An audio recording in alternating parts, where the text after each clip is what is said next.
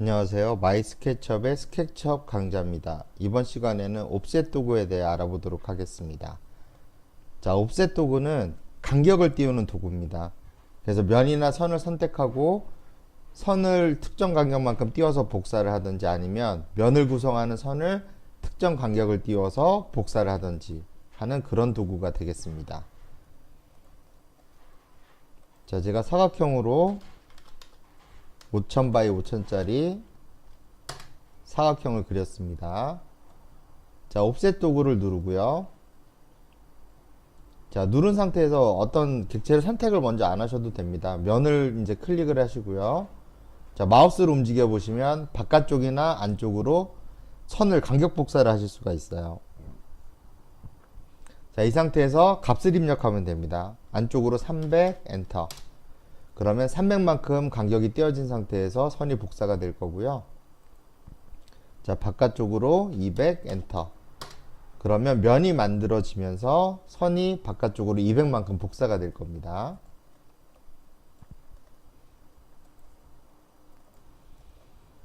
자, 예를 들어 이 선 두 개만 복사를 하겠다 그러면 먼저 선택을 하시고요, 선을. 그 다음에 옵셋 도구를 누르시고, 자, 아무데나 클릭하시면 됩니다. 일단 클릭하시고요.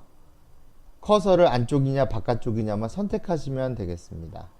자, 안쪽으로 이렇게 해서 클릭하면 선이 카피가 되고요. 간격 띄우기 복사가 되고 면이 분할이 되게 됩니다.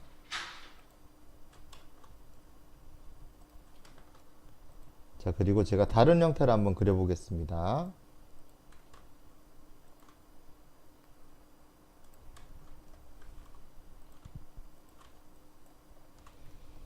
자, 이 상태에서 옵셋을 해보도록 하겠습니다. 자, 주의하실 거는 옵셋은 하나 이상의 선이 선택이 돼야 됩니다. 선 하나를 선택하고 옵셋을 누르면 불가능하다고 나오거든요. 명령 실행이 불가능하게 되고요. 면을 찍거나 두 개 이상의 선을 선택을 하셔야 됩니다. 이런 식으로요.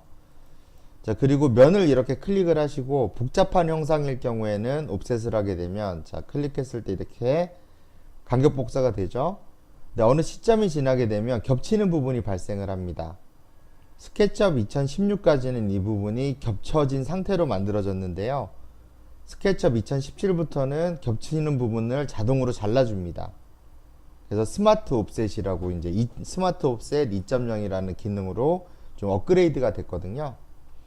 그래서 예전 버전과는 달리 2017에서는 아래쪽으로 이렇게 쭉 내리셔서 클릭을 해주시면 겹치는 부분을 알아서 삭제를 해주게 됩니다.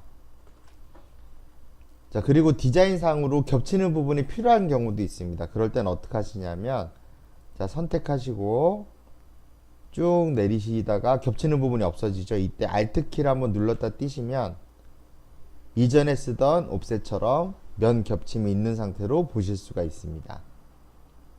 자, 클릭하게 되면, 자, 겹친 상태로 간격 복사가 되고요. 면이 거기에 맞춰서 분할이 되게 됩니다.